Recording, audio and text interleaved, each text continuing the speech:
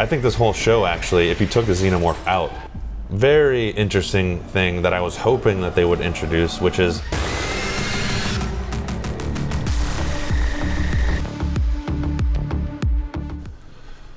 Alright, so I just watched Alien Earth Episode 4, Observation. Welcome to my off-the-couch reaction. So I love this episode, and that's coming from someone who isn't quite sure what to make of the series yet. I'm a huge fan of the Alien franchise, but so far, up until this point, actually, I've been kind of iffy on the whole show. I want to give it the benefit of the doubt. I'm not going to sugarcoat my feelings on Episode 1. You can watch, Episode 1, 2, and 3, what I thought about that. Episode 4 to me is the best one. I hope this happens every time, by the way. I hope every time I watch an episode, I think it's the best one yet. I mean, I think that's the ultimate reaction. You don't want to watch the first episode and it goes downhill from there. So, or, at least the same bar. You want the same bar, but if each one gets progressively better, I think that's even better. And so far, the show is doing that for me. Why do I like this one the best, as I'm tripping over words here? Because one thing I have liked from the get-go is the show has multiple creatures, not just the xenomorph, which is good. It's expanding the world. Hey, it's not just the xenomorph out there and humans. There's other creatures, which Prometheus kind of touched on, engineers and all that. I like that the show has other creatures, and this episode focuses on the eyeball creature and how it controls things. I actually hope that each episode sort of does that, puts more focus on one of the creatures.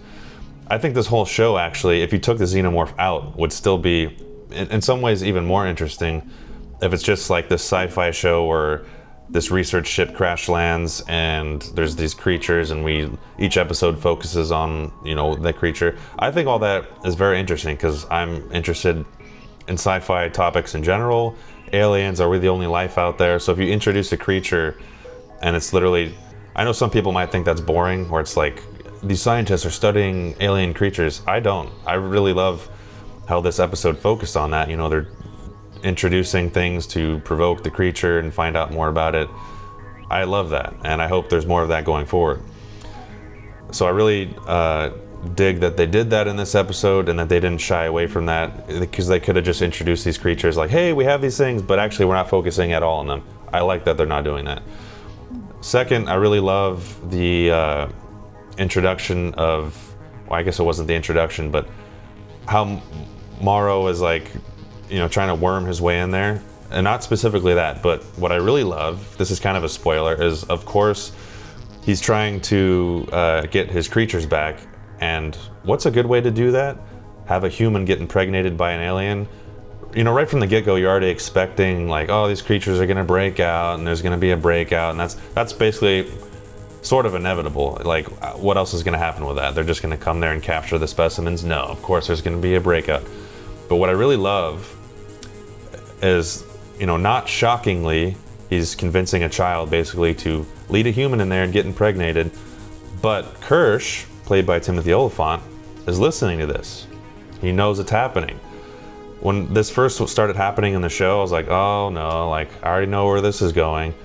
It's going to, he's going to lead to an outbreak. But the fact that a character I like hears this, he knows this is going to happen. What is he going to do with that information? We don't know.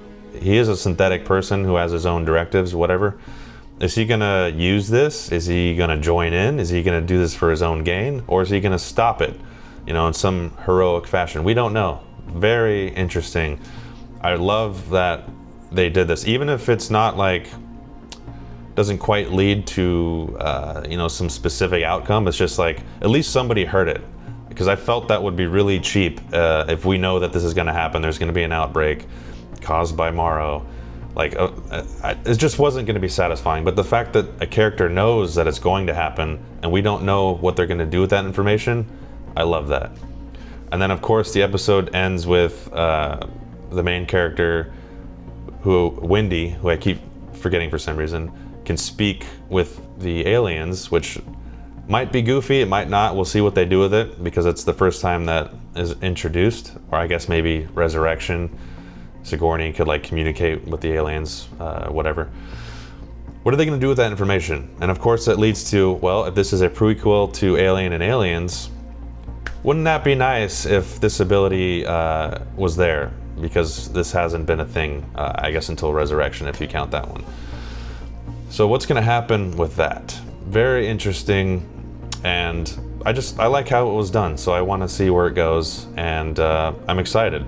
I actually can say, because of episode 4, I officially like the series. That doesn't mean it's not going to disappoint me in the end. Hopefully it doesn't.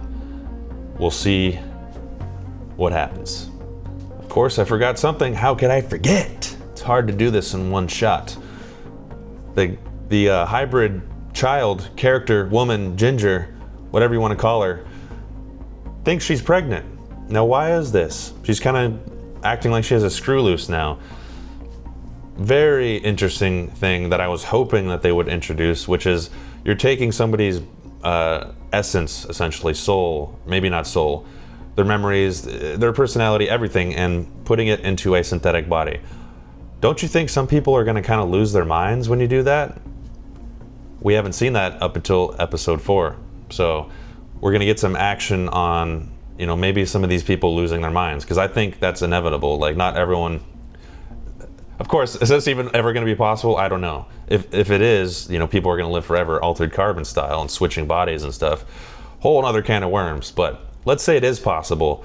I would think that not everyone is mentally capable of transferring like that. Some of them are going to lose their shit, and we're going to see what that what that is like in this show.